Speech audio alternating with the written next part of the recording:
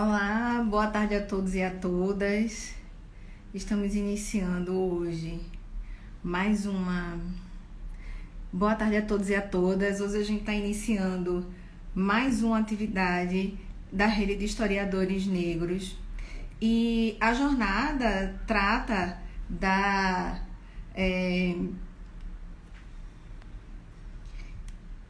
sobre 170 anos da Lei Eusébio de Queiroz, ou seja, a gente vai fazer uma discussão sobre a abolição do tráfico transatlântico de africanos escravizados pós 170 anos. Hoje a gente vai conversar com o professor Carlos Silva. Deixa eu convidar ele aqui, tá?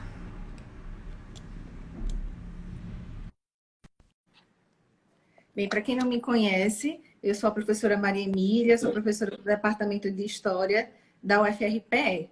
Bem, eu quero começar dizendo que a gente vai agora, já está aqui, né, recebendo o querido amigo e o competentíssimo historiador Carlos Silva Júnior. Bem, o professor Carlos, ele é professor da Universidade Estadual de Feira de Santana, da UFES, né? E desde a graduação, o Carlos tem se dedicado a estudar o tráfico de africanos escravizados no século XVIII, né? Vale frisar, já que a gente teve discussões anteriores que trataram do século XIX. Carlos também tem discutido sobre a construção de identidades étnicas na diáspora africana, mais precisamente também para a Bahia. E cabe também aqui dizer que Carlos é um dos idealizadores do projeto Salvador Escravista, né? Então, eu vou passar a palavra para o professor Carlos, que vai apresentar hoje o trabalho O Comércio de Escravizados entre a Bahia e o Golfo do Benin no século XVIII, uma história global. Carlos, querida, a palavra está com você.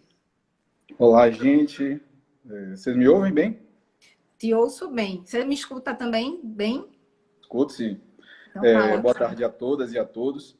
Bom, quero agradecer à rede, ao coletivo Historiadores e Historiadores Negros por essa jornada incrível que tem acontecido desde o início da semana. De fato, são debates riquíssimos sobre variados temas que se relacionam ao comércio transatlântico de pessoas escravizadas, em suas diferentes dimensões, os seus impactos na sociedade brasileira, mas também o impacto sobre essa população africana escravizada que teve que reconstituir a vida no contexto da diáspora. Então, é um prazer enorme falar sobre isso, bem como estar aqui junto com grandes amigos, Maria Emília, Lucilene, Valéria, Mônica Lima, enfim, são queridos amigos, são referências nas suas áreas, algumas referências para mim, pessoalmente, como historiador. Então, obrigado pela oportunidade de poder discutir isso.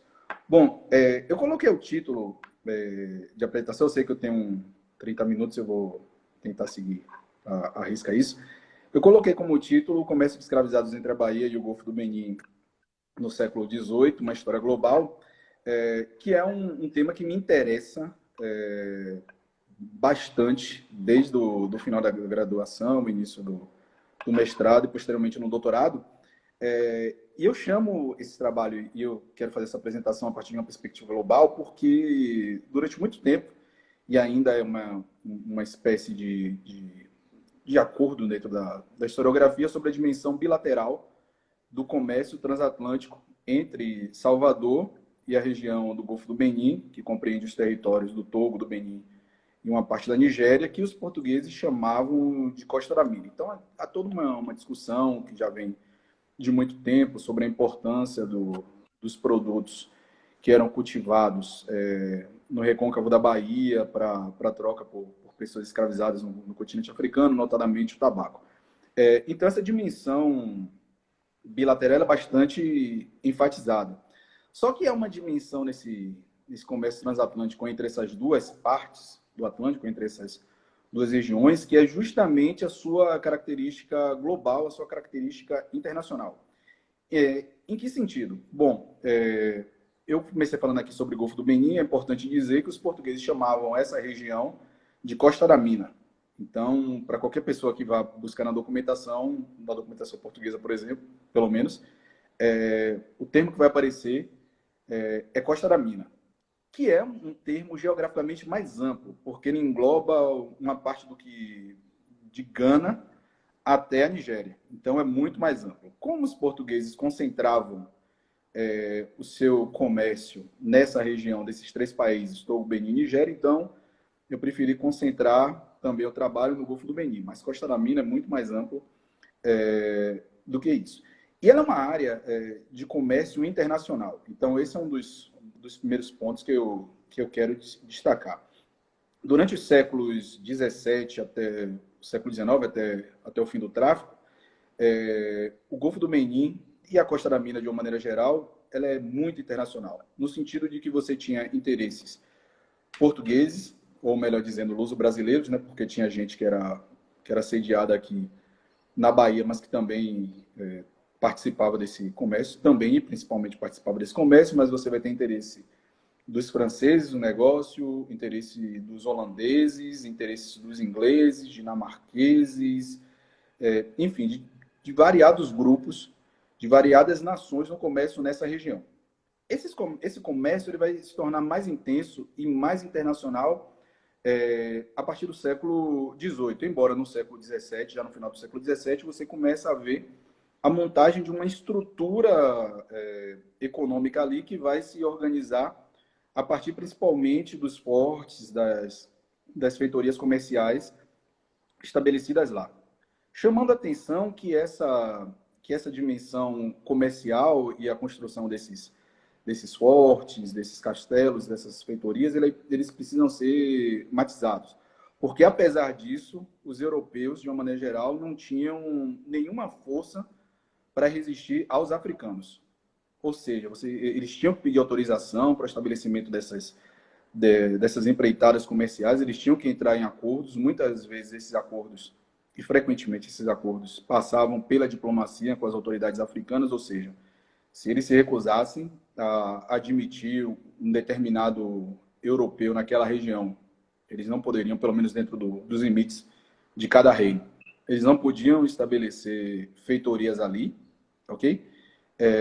Então, esse é um dos aspectos importantes. Apesar da construção desses vários empreendimentos de fortes e castelos e feitorias, ainda assim havia uma fraqueza europeia com relação aos africanos na região. Como eu estou falando aqui do Golfo do Benin, então o principal desses reinos é naturalmente o reino do Daomé, que vai conquistar a costa a partir da década de 20 do século XVIII, e desde então Daomé vai estabelecer uma política bastante pró o comércio transatlântico de escravizados. Quando eu falo Daomé, eu estou falando naturalmente das suas elites dirigentes, né? Para a gente não pensar, não, mas que é um argumento que invariavelmente aparece nas nossas discussões, acho que todos aqui já tiveram de lidar com essa discussão. Mas os africanos escravizaram outros africanos. Que, aliás, foi uma discussão que apareceu no primeiro dia da nossa jornada. O trabalho do Guilherme é muito, muito interessante, muito legal nesse sentido. Ele ajudou a pensar isso. Essa dimensão, africanos escravizam africanos. Se for assim, a gente tem que pensar que os europeus escravizavam os europeus. É melhor pensar em grupos sociais, políticos, que entravam em conflito, e nesses conflitos as pessoas eram escravizadas. Naturalmente, o comércio transatlântico de escravos vai colocar isso numa dimensão muito maior. Então, deixa de ser apenas um processo de escravização levado por dimensões locais, por dinâmicas sociais locais, e que passa a ser, em grande medida, também o resultado de uma demanda europeia e americana por pessoas, por mão de obra nas plantations, principalmente nas plantations açucareiras das Américas, do Caribe e do Brasil. Então, esse aspecto é importante destacar. Bom, voltando à ideia do internacionalismo que circulava essa região. Esse internacionalismo ele tem uma dupla dimensão. Já que você tem diferentes poderes europeus se estabelecendo na Costa da Mina ou no Golfo do Benin durante o século XVIII, você vai ter uma dinâmica que é, ao mesmo tempo, uma dinâmica de conflito ou de disputa comercial, naturalmente, entre essas forças, porque todo mundo queria ter a primazia desse comércio, a possibilidade de adquirir mais e mais africanos escravizados em detrimento do outro competidor, porque tem uma dupla disputa que ocorre no Atlântico. Primeiro, essa disputa por mão de obra escravizada, ao mesmo tempo que os poderes europeus também estavam disputando pelo mercado de açúcar, que era importantíssimo e era para onde a maior parte dessa mão de obra era deslocada, né? Essa força de trabalho forçada africana. Então você tem, de um lado, a disputa intra-europeia, entre portugueses, ingleses, franceses, holandeses, o que vai resultar frequentemente em apreensões de navios, em sequestros das mercadorias, de imposições de um europeu em relação ao outro, só para ficar no caso da Bahia e dos holandeses, por exemplo, do Brasil e dos holandeses. Os navios do Brasil eram obrigados a parar no castelo holandês de São Jorge da Mina e pagar uma porcentagem dos produtos que estavam a bordo para ter autorização para fazer o comércio na região do Golfo do Benin, que era um tributo que era chamado de partiamento ou de dacha. Então, essa é uma dimensão importante, que é a dimensão da disputa comercial e do conflito, que às vezes até descambava para conflito físico, né, no sentido de sequestro, de ataques a navios, etc. Uma outra dimensão que precisa ser explorada, então, até o momento eu falando do aspecto internacional da coisa. A outra dimensão, e aí vai entrar essa discussão sobre o global na história entre a Bahia e a Costa da Mina, o Golfo do Benin, é que essas dinâmicas também, frequentemente, se convertiam em negociação e ajuda mútua. Em que sentido? Bom, eles disputavam mercados de pessoas escravizadas, sim, é verdade. Havia a necessidade de, sobretudo, apoio contra as agressões que podiam vir dos reinos africanos. Ou seja, se o reino africano não eventualmente entrasse num conflito com um diretor de um forte europeu, seja ele português ou francês ou inglês, essa coisa às vezes descansa, às vezes frequentemente o diretor é expulso, amarrado, às vezes em poucas ocasiões, mas aconteceu de perder a vida ali. Então todo mundo meio que tinha um certo medo, né? Todo mundo ia devagarzinho. O bom dessas lives é que às vezes eu me sinto mais à vontade para fazer umas expressões mais locais, mas eu não vou fazer isso não, que nem todo mundo vai entender o meu baianismo aqui. Mas daqui a pouco eu arrumo. Então, às vezes, eles precisavam se ajudar. Um diretor que tinha um pouco mais de uma relação mais tranquila, ou para usar um baianismo aqui, tinha mais moral com o rei do Daomé, então tinha que ajudar, segurar a onda no momento que o outro diretor estava passando por um momento mais complicado. E assim a coisa ia acontecendo. Esse é um primeiro momento dessa dinâmica de cooperação. Um outro momento da dinâmica de cooperação é justamente porque às vezes os caras estavam interessados nos escravizados que viviam no interior, mas eles estavam interessados também nas mercadorias que estavam vindo do Brasil em direção ao Golfo do Benin. E aqui eu posso dar dois exemplos. O mais conhecido é o fumo que vinha que era enviado para a Costa da Mina em rolos de 3 arrobas, então 2 arrobas e meia, 3 arrobas, algo equivalente a 45 quilos, mais ou menos. Esses rolos de tabaco eram trocados, e é uma coisa bastante brutal, eles eram trocados por pessoas escravizadas.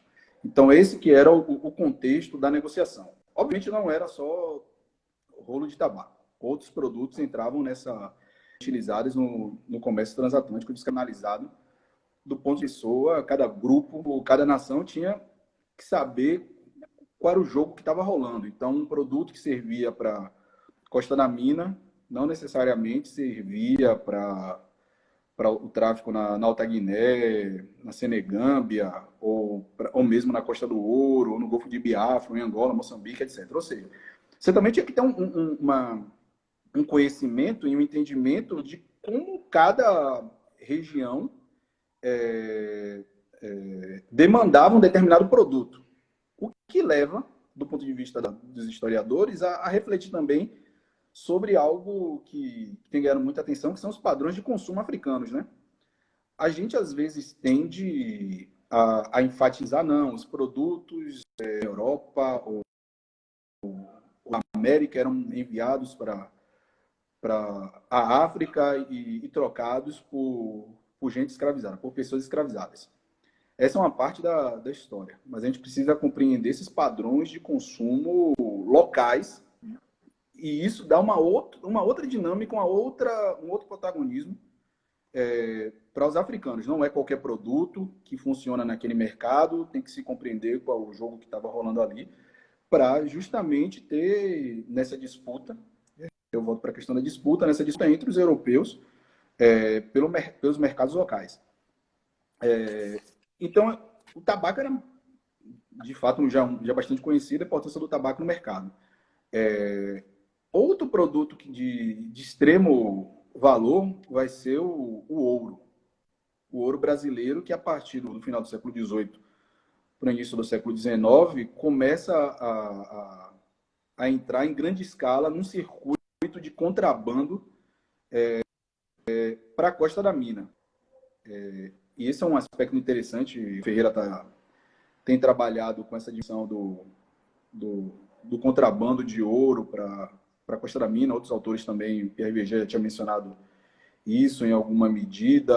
Enfim, já tem um grupo de historiadores trabalhando com essa dimensão. Mas importante disso, e eu acho que é uma coisa que aí nos interessa do ponto de vista da história social, para a gente parar de pensar assim, sempre no macro, não que o macro não seja importante, aliás, eu tenho cada vez mais olhado para essa dimensão do macro, mas eu acho que é fundamental compreender como relacionar o macro com o micro. E compreender esses processos mais globais, mas como é que as pessoas experimentavam esses processos. Um deles é compreender quem era quem nesse comércio de contrabando de ouro para a região do Golfo do Menin, para a Costa da Mina. E os europeus estavam interessados naturalmente nisso, né? Estavam interessados nesse ouro. Então, você vai ver frequentemente os portugueses em contato com os europeus, com os ingleses, com os holandeses. Com os holandeses o negócio era mais barra pesada, porque frequentemente eles atacavam os navios, então ali era mais punk.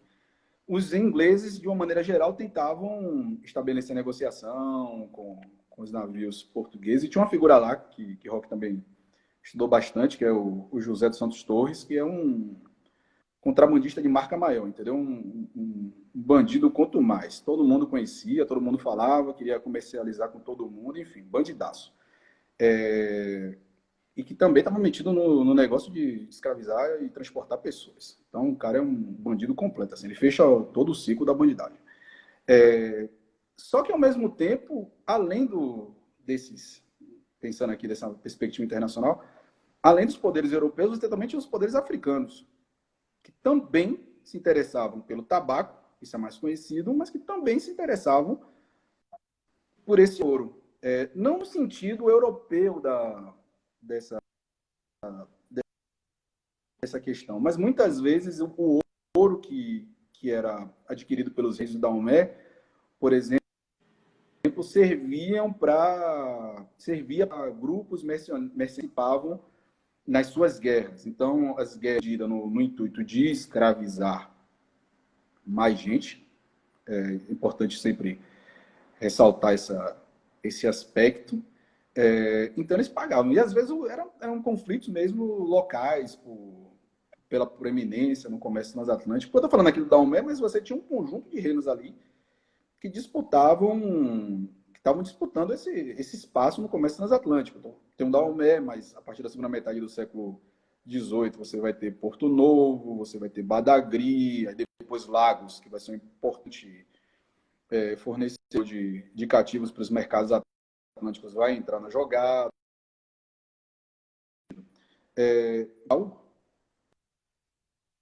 Naturalmente incluindo, e principalmente incluindo os reinos africanos. Mas tem uma dimensão.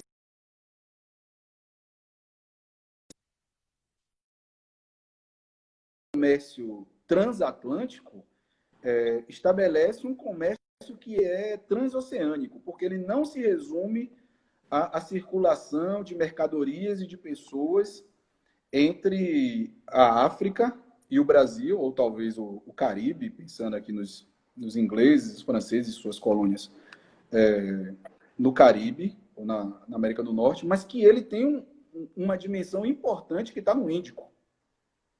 Essa dimensão importante vem basicamente...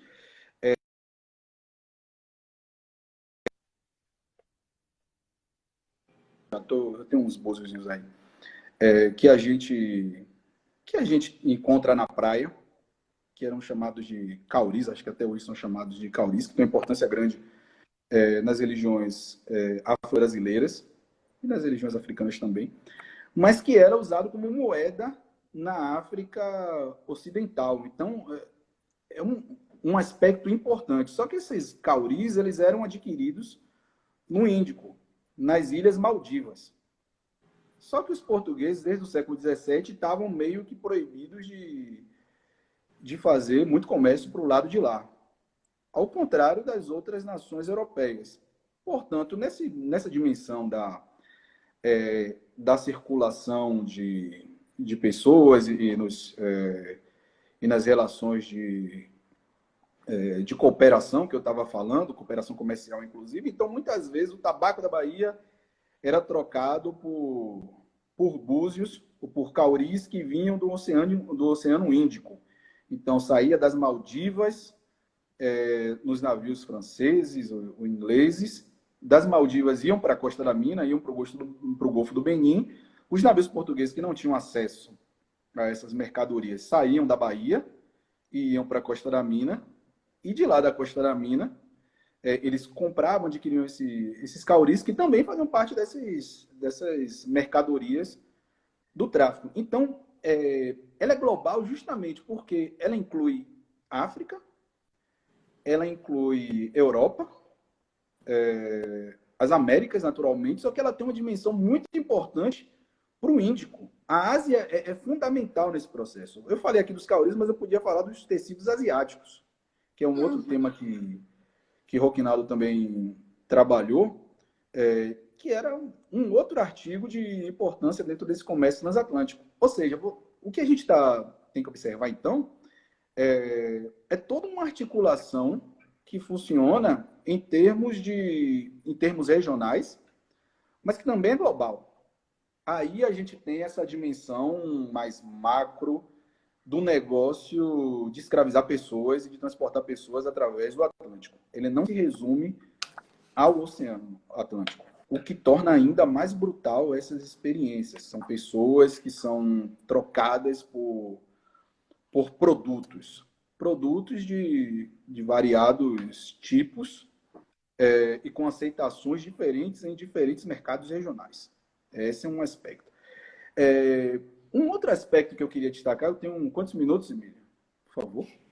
9 minutos. Pronto, dá tempo. Que beleza. Vai sobrar. Eu vou deixar sobrar para a gente poder conversar mais. Galera, manda pergunta aí se ficar com dúvida, porque eu falo rápido. Então, por gentileza. Exatamente. Pode mandar pergunta aqui no chat, gente. Estou por aqui.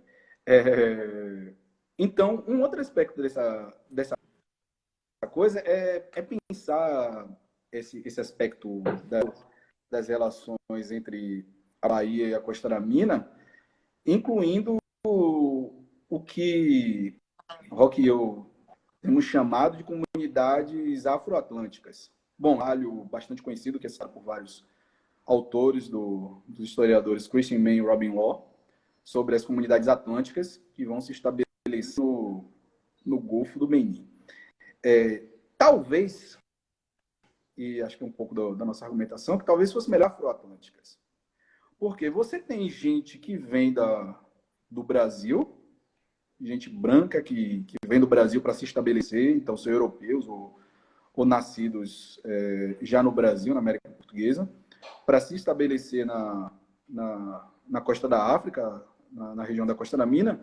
Só que você também já tem um primeiro movimento daquilo que no século XIX vai ser chamado dos retornados.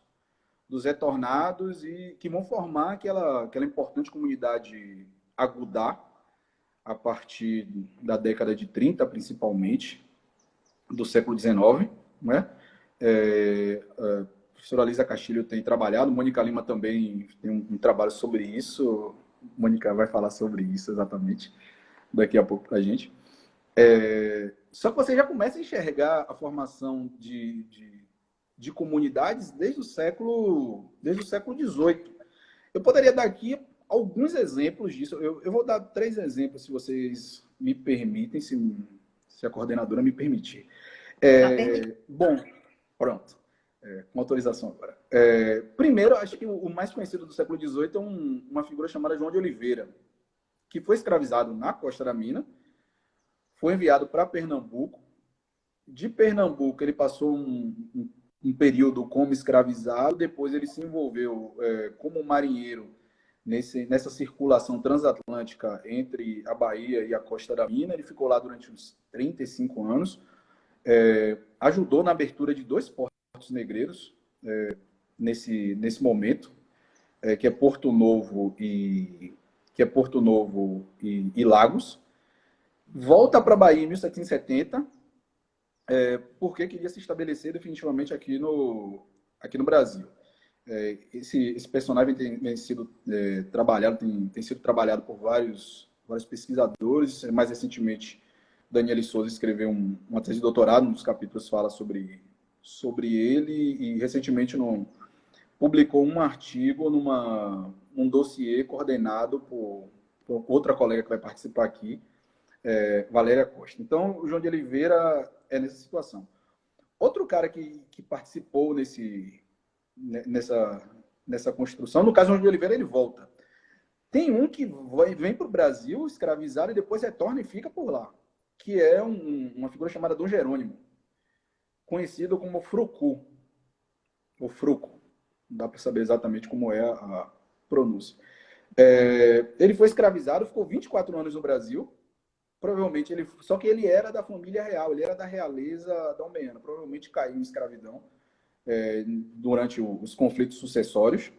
E aí deportaram, que é um termo também utilizado, né, na historiografia para falar desse processo de imigração forçada dos africanos escravizados.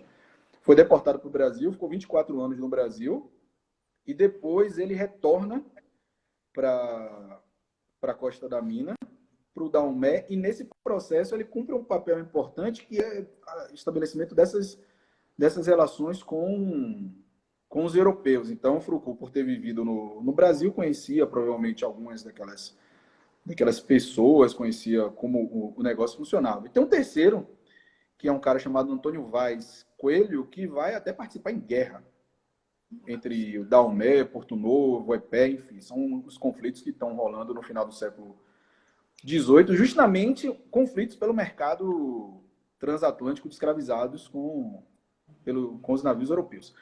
Ou seja, você também tem uma dimensão desse comércio entre a Bahia e a Costa da Mina, que além disso que eu já expliquei, desse caldo internacional, desse caldo de internacionalismo que rola. Estou usando aqui uma expressão que aparece na bibliografia pelo Marcus Rediker, desse caldo de internacionalismo, mas você também tem um outro aspecto, que são esses africanos que superaram a experiência da escravidão, que não são muitos, é importante destacar, às vezes a gente tenta falar dessa dimensão, mas a maioria dos africanos, infelizmente, terminou a vida em cativeiro.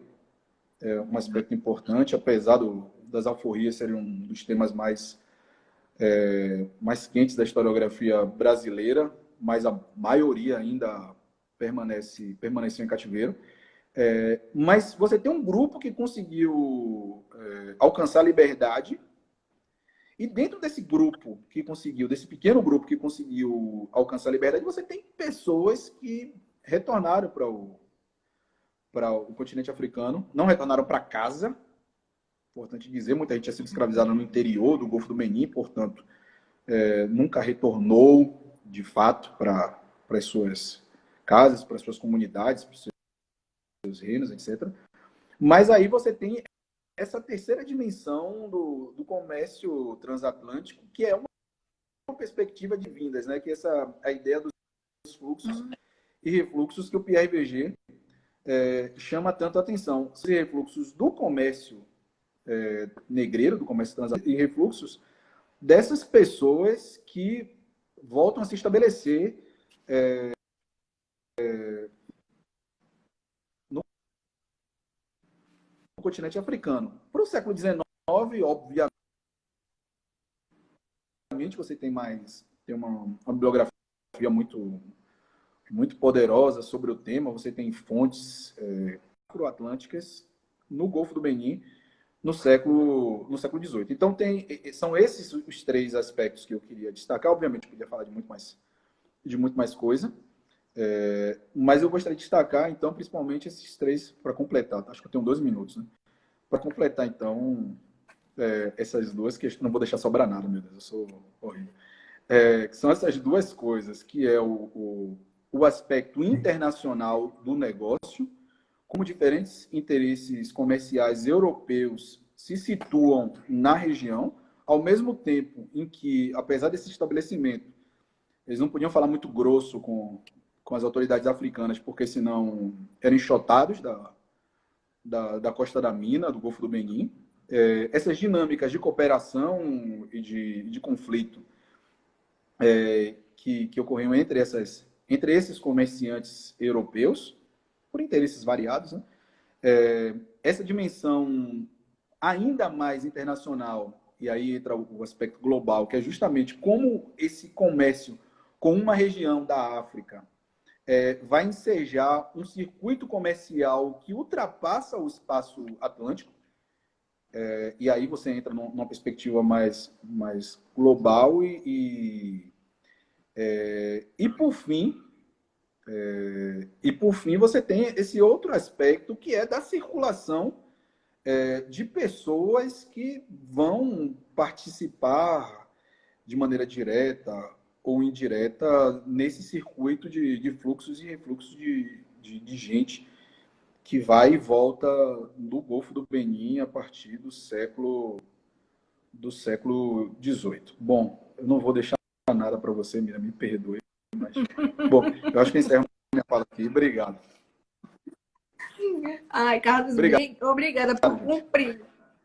Obrigada por cumprir o tempo. Eu quero dizer que a nossa audiência está muito boa, que temos vários amigos, inclusive especialistas no seu tema, na questão do tráfico, na experiência dos africanos que estão aqui e estão fazendo várias perguntas. Tem muita gente saudando, dizendo salve, salve, Carlos. Né? Tem muita gente que está contente aqui de te ver, como eu, né? Todo mundo amigo, é muito legal ver vocês. Tá sendo tão bom a gente se reencontrar, nem que seja à distância.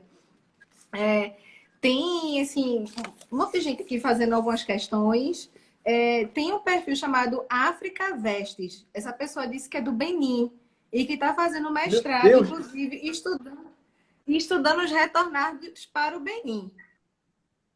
Acho que depois quer ficar aí conversando com os você. Historiadoras negras, para ele curtir a nossa... sim, aqui, gente, aproveitando, pedir para vocês curtirem aqui o perfil dos historiadores negros, inclusive pegar essa setinha que tem aqui, mandar para aquele amigo, para aquele parente, aquele professor que você conhece, né? Dizer que é importante seguir aqui, porque não só essa jornada, como outras já foram feitas. Mas vamos voltar aqui para o centro, que é o que Carlos está discutindo, tá? Então, tem gente dizendo que é do Benin, que está fazendo um mestrado sobre os retornados. Eu vou fazer aqui, Carlos, um bloco com as 3 questões para dar tempo da gente ir conversando um pouquinho. A Ivana Stolze Lima está dizendo aqui que está pedindo para você comentar um pouco mais sobre a categoria mina na diáspora. Aí eu vou aproveitar e também colocar a pergunta da Lisa Nunes de Souza, que está pedindo para você comentar um pouco mais sobre as autoridades africanas. Eu acho que, pelo que eu entendi, é nessa relação, né, com o tráfico. Aninha Crispim está perguntando assim: você então acredita que ainda no século XVIII essa dinâmica, a qual você apresentou, foi fundamental para a consolidação do capitalismo ou isso só se deu no século XIX? Vamos por aí. Pronto, obrigado. Obrigado pelas perguntas, gente. Falar com Ivana, prazer, Ivana, poder conversar. Bom, a gente pode conversar sempre. Esperamos que a pandemia passe logo para a gente poder conversar pessoalmente. Ivana é uma conhecedora do tema, tem estudado isso. É importante também destacar sobre essa dimensão da linguagem no contexto do comércio transatlântico de escravizados da diáspora africana. Bom, o problema é que mina é um negócio muito... A palavra mina, e essa região costa da mina, ela é muito polissêmica. Porque ela significa uma coisa para os portugueses, uma outra coisa para os ingleses, outra coisa para os holandeses, etc. Por exemplo, se você pensar aqui na diáspora, se você fala no Brasil, quando você fala de mina, você está falando principalmente de africanos escravizados da região do Golfo do Benin, que corresponde aos territórios do Togo, do Benin e da Nigéria. Então, quando aparece mina na nossa documentação da diáspora, é basicamente esse. Só que se você vai para o Caribe, quando eles se referem a um grupo étnico, os Minas, no Caribe britânico, Caribe holandês, enfim, ele já está se referindo a gente que veio da região da Costa do Ouro. São os Coromantis, são os Akan, enfim. Ou seja, você tem uma polissemia mina na diáspora, que é essa questão, mas também tem a polissemia mina no tráfico, que é justamente isso. Costa da Mina é isso tudo. Costa da Mina é isso tudo.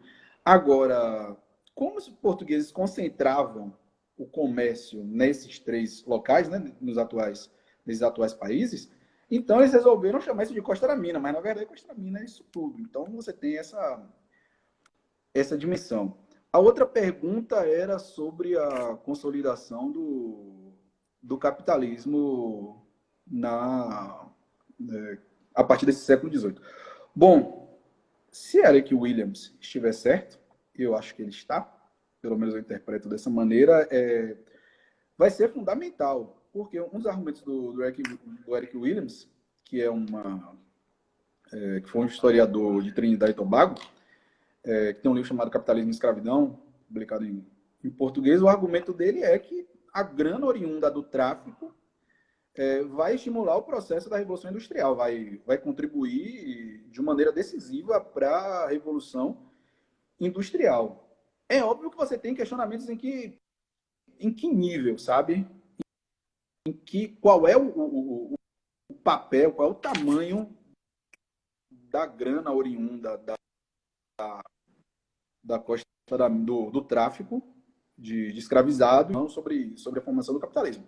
Agora, o tamanho do comércio, independente do tamanho do comércio, a gente tem que pensar não apenas nos comerciantes individualmente, né, naquelas pessoas que oferiam lucro direto, mas também como os estados europeus, como as potências europeias tiraram lucro desse comércio de escravizados, que é um argumento que na nossa historiografia aparece já no Fernando Novaes, né? Portugal e Brasil, na crise do antigo sistema colonial, já fala disso. Que é o tráfico que explica a escravidão. Porque você tem um conjunto de dividendos. Esse argumento depois vai ser explorado, vai ser refinado por outros autores, Luiz Felipe de Alencastro, entre eles. Mas você já tem ali. E todos eles bebem na mesma fonte, que é o Eric Williams. Então, sim, eu acho que o comércio no século XVIII, na África Atlântica inteira, já vai ter um papel nesse desenvolvimento do capitalismo que começa a partir de uma maneira mais incisiva, a partir da segunda metade do século XVIII. A outra pergunta foi sobre... Emílio, a outra pergunta era para você comentar um pouco sobre as autoridades africanas e o envolvimento delas com o tráfico. Ah, tá. Elite, né? E elite é elite em qualquer lugar. É importante chamar atenção para isso. Só estou garantindo aqui que eu vou continuar com carga para o celular. Elite é elite em qualquer lugar. Então, eu acho que um argumento a gente se depara com esse papo, porque os africanos escravizavam outros africanos. Não, as elites participavam de um comércio que era um comércio afro-europeu, mas que a maior parte dos africanos não participavam, e aqueles que participavam estavam, em sua maioria, na condição de pessoas escravizadas. Ou seja, não é participação isso. Eles eram escravizados. Essas elites africanas, em diferentes níveis, elas faziam um pouco do processo de organização, que é expandir as áreas de escravização mais para o interior ou mais para o litoral, de negociar com os europeus que estavam na costa. Por exemplo, o reino do Daomé tinha uma figura chamada Yovogan, que na língua Fon, que é a língua principal grupo étnico do Daomé, significa governador dos brancos. Era o cara que estava lá para negociar. Ou seja, você também tem uma estrutura, para além da própria estrutura política dos Estados africanos, você tem uma estrutura que é montada para, em alguma medida, conseguir dialogar com a linguagem do comércio que vai ser implementada pelo comércio transatlântico de pessoas escravizadas. Então, é importante chamar a atenção para isso. As elites africanas, os reis e seus ministros, e, enfim, outras autoridades locais, outros poderes locais, que eles chamavam de cabeceiras, participavam nesse negócio de capturar e de vender pessoas. Ô, Carlos, deixa eu aproveitar. Tem uma pergunta aqui que a Verônica Lamaia fez. Eu não sei se eu entendi muito bem. Ela está dizendo o seguinte: trazendo a discussão para o contexto atual de permanência das elites, gostaria que comentasse sobre a problemática da adesão aos projetos das elites por quem não fazia parte dessas elites. Aí não sei se ela está falando próximo do que você acabou de dizer, né? De que às vezes essas comunidades eram premidas também, né, a participar do tráfico, e elite era, né, elite. E deixa eu só trazer aqui mais umas duas outras questões que são mais ou menos próximas. O Historiano 21 está querendo saber aí sugestões para abordar o tráfico de escravizados e o capitalismo para além do clássico lá do Eric Williams que você acabou de citar. E o Igor Alencar está querendo entender aqui que, dentre essas dinâmicas do tráfico, né, levando em conta essas dinâmicas regionais de comércio interno, como é que vai se rastrear o início e o destino dessas trocas, para além das praias? Ou seja, está lá querendo saber como é que esse comércio se dá desde o interior do continente até chegar à costa. Acho que por enquanto são essas. Tá, Deixa eu só soltar mais uma, Carlos, porque eu acho que dá para agregar. Koala está perguntando, primeiro está dizendo que a fala está picotada, a nossa internet, né? É muita live ao mesmo tempo e a internet não suporta. Está perguntando aqui que por conta da fala picotada ele não entendeu muito bem se você estava relacionando bandidagem e os retornados. E está perguntando quem são os retornados. Né? E eu acho que ao falar do comércio, você também está falando dessas pessoas, né? Dá para juntar. Tá. Deixa eu começar pela última. Obrigado pelas perguntas.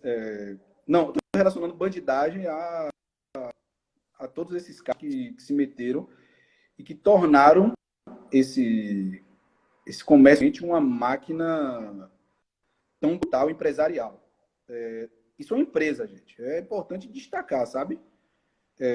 Porque às vezes a gente pensa no comércio transatlântico de pessoas escravizadas, mas a gente não vai no cerne do mal que era isso. Isso é uma empresa internacional, multi-internacional, global, porque, enfim, tinha essas ramificações para as outras partes. Então, gente que ia no Índico para pegar mercadoria, que ia servir aqui, no caso da Bahia, para poder mandar para a costa da mina. Enfim, é uma empresa internacional de escravizar gente. Então, bandidos são esses. Alguém pode me argumentar da maneira correta até, mas era legal. É legal, mas nem tudo que é legal é moral, né? Exatamente. Nem Está tudo é moral. corretíssimo. Então, é importante também chamar atenção para esse argumento da legalidade do Até tráfico. porque também, né, Carlos, havia contestação ao escravismo no próprio século XVII, XVIII, XIX e hoje. Né? Não era unanimidade, não, porque era legal. Pois é, não é ponto pacífico, não. Os africanos escravizados, certamente, eram contra esse comércio. Sabe? Então, fazer essas questões. Então, quando eu chamo de bandido, eu estou chamando de grupo de bandidos, que não se resume apenas aos contrabandistas da segunda metade, de meados, sei lá, a partir de 1831 em diante. Isso aí já é contrabandista cara dura, entendeu? Que tá fazendo isso na cara da freguesia. Mas você tem gente que está fazendo esse comércio desde o século XVI, século XVII. Então, são essas pessoas. Sobre a outra pergunta, a primeira que foi sobre se... Eu acho que tá perguntando assim mais para como é que a gente pensa as dinâmicas comerciais internas, e aí eu acho que está falando lá do continente africano, para além da região costeira, né? Ah, sim. Pensar as dinâmicas do comércio, das trocas, pensando no interior do continente. Isso. Sobre isso, é um ponto interessante. Há poucas semanas, aliás, acho que semana passada eu estava conversando com um grupo de amigos justamente sobre esse tema. Primeiro, pensando no ponto de vista dos africanos escravizados, a gente até consegue identificar os trabalhos sobre a diáspora, aliás. História da África, se bem falando aqui, em alto bom, História da África se beneficia de conhecer a diáspora africana, sabe? As caixas não são legais nesse sentido, porque elas limitam a compreensão desse processo mais amplo. Então, conhecer da diáspora, conhecer, por exemplo, as identificações étnicas, que é um trabalho que nosso querido amigo Aldair Rodrigues está fazendo, ajuda a compreender de onde essas pessoas foram retiradas à força. Então, esse é um ponto. Agora, o contrário, que é qual é o caminho dessas mercadorias depois que elas chegam na costa, é uma outra coisa, sabe? Que a gente precisa explorar, porque um conhecimento que é muito a partir do depoimento, dos relatos, dos relatórios dos europeus que estavam lá e registravam mortes do Forte Português, do Forte Francês, enfim. A gente sabe, mais ou menos... Uma coisa que me chamou a atenção, Carlos, quando você falou, e que tem até relação com o que você está dizendo de onde essas mercadorias chegaram. Por exemplo, eu queria entender como é que se comerciou tantos tecidos, né, nessa dinâmica do tráfico e para onde é que esses tecidos iam quando chegavam no continente africano. Muito provavelmente, né, as sedas, os brocados, entre outros, iam para as elites. Mas será que só iam para eles? Né? Como é que era que se dava o uso? Mudou, né, a relação desses sujeitos com esse produto? Então, é interessante também saber, justamente né? isso. Não só na costa interior. Do ponto de vista do ponto de vista desses produtos, por exemplo, os tecidos, a gente até consegue imaginar que ele vai ser um produto de utilização das elites políticas locais. Embora acredito que deva existir um mercado para esses produtos. O mais curioso é, por exemplo, o tabaco. Para onde é que ia tanto tabaco? Pense aí, um rolo tinha 45 quilos. Você tem 3 mil rolos de tabaco. Estava conversando com outro colega, Cândido Domingos, há pouco tempo sobre isso. Para onde é que ia tanto tabaco? Não era só consumido pelas elites. Então tem um mercado aí interno que talvez ultrapasse até os limites do reino, que a gente ainda precisa desbravar. Nesse sentido, que eu acho que é importante que a gente continue a aprofundar os estudos, isso. Carlos, vamos avançar mais um pouquinho, porque a gente tem bem pouquinho tempo, tá? Tô por aqui ainda, tem questões aqui que não vai dar para a gente responder nos poucos minutos, nos pouco mais do que 10 minutos que nos faltam. Mas eu acho que você poderia apenas ir indicando, fazendo alguns indicativos. Por exemplo, a Ivana, de novo, pergunta. Ela quer saber qual é o impacto do fim do tráfico nessa região. Eu acho que ainda ficou faltando alguma coisa. Isso aqui é muito rápido, aqui a gente fica com medo de perder o tempo, né? Lá do Koala, que ele queria saber quem eram esses retornados. Quem são essas pessoas? Agora, lembrando que a gente vai conversar com a Mônica mais tarde, e aí talvez você esteja falando dos retornados no século XVIII, né? Quem são? Quem é esse povo? E a Verônica Lomaia também perguntou sobre as mulheres, eu não sei se eu vou pronunciar direito, tá, minha gente? Axóssi, do reino da Omé. Ela queria que você falasse aí mais um pouco. E tinha uma pergunta também aqui, que é do Folaedo. Não entendi aqui, tá, porque tá branco no branco. Carlos, você poderia comentar um pouco mais sobre o papel do Índico no comércio transoceânico? Acho que é isso. Ah, e teve um... Tá, Deixa eu fazer que são mais dois...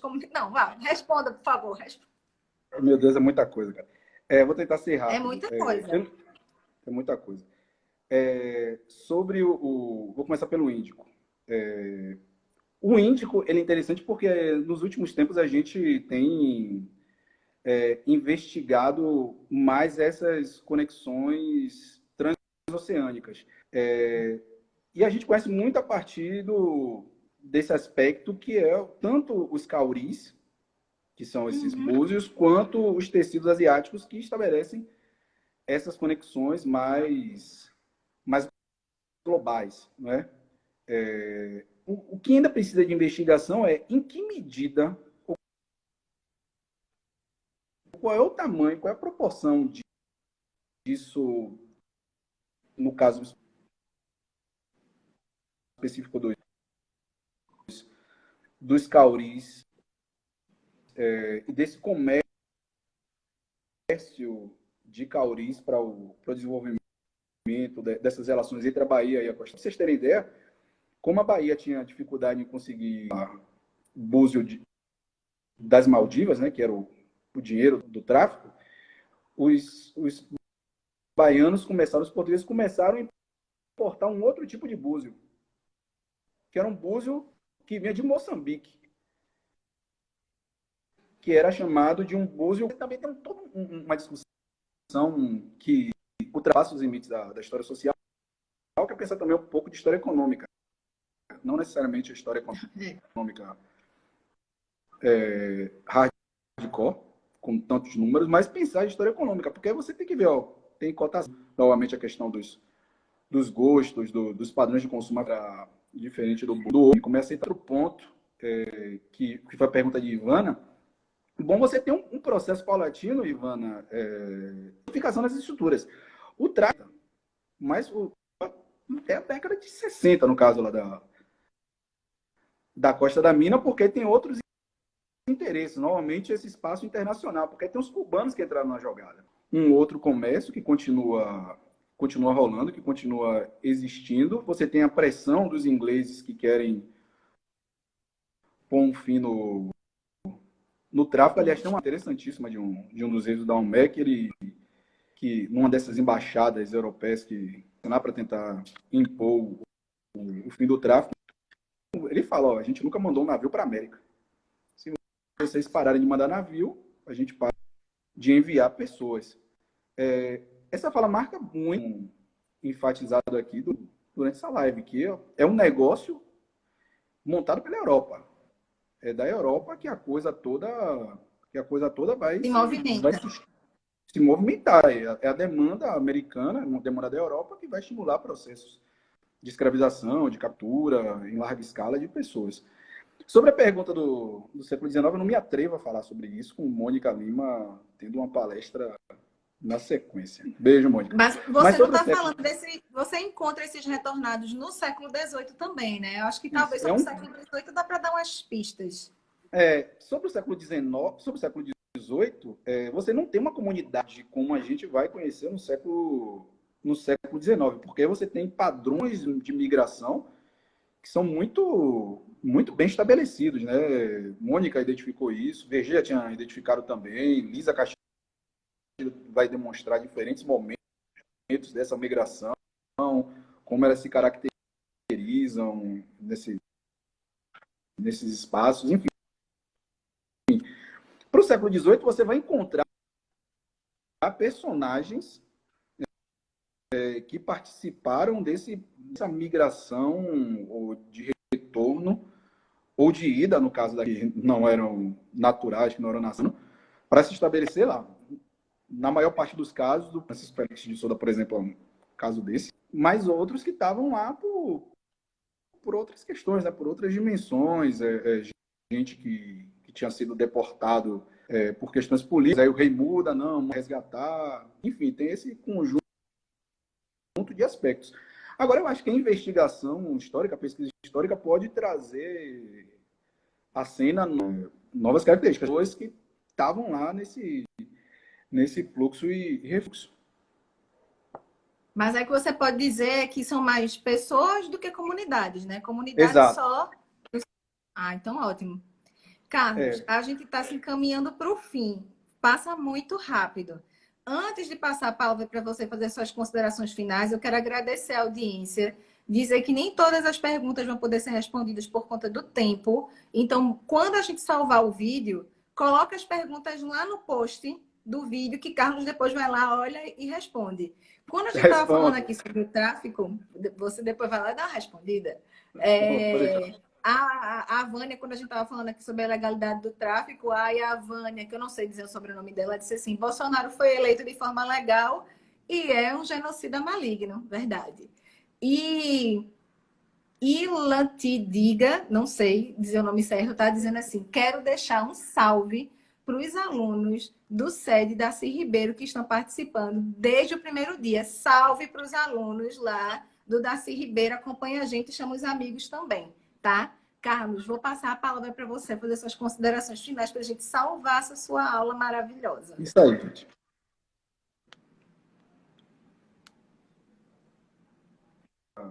Todo mundo que para ouvir um pouco dessas. Eu espero que, na verdade, essa fala estimule outros trabalhos sobre o tema. Nós somos ainda poucos, eu acho que tem muito trabalho sobre África pré-colonial para ser realizado, sobre essas circulações atlânticas, transatlânticas, transnacionais, globais. Que, do meu ponto de vista, que eu puder ajudá-los, estou à disposição. Obrigado, professora Maria Emília Vasconcelos, pela generosa mediação, aos colegas. Vou continuar ligado aqui para ver as próximas palestras, as próximas lives. E obrigado a todos que perguntaram. Me desculpe que eu não pude responder. Coloca lá que eu respondo, juro, para vocês. Obrigado, gente. Bota lá, faz os comentários lá no vídeo que a gente manda para Carlos e ele responde, tá? Gente, tá sendo muito bom estar com vocês aqui. Se vocês também quiserem conversar mais com o professor Carlos, segue ele lá no perfil dele, manda pergunta para ele, ou faz uma sugestão aqui para a rede de historiadores para convidar ele novamente para cá. Tem muita gente aqui te parabenizando, vice Carlos. Está dando salve, está falando que é para a gente participar mesmo aqui da rede. E vamos encerrar por aqui para a gente ter a garantia de que vai estar tudo gravado. Na sequência, a gente vai conversar com a professora Lucilene Reginaldo, tá?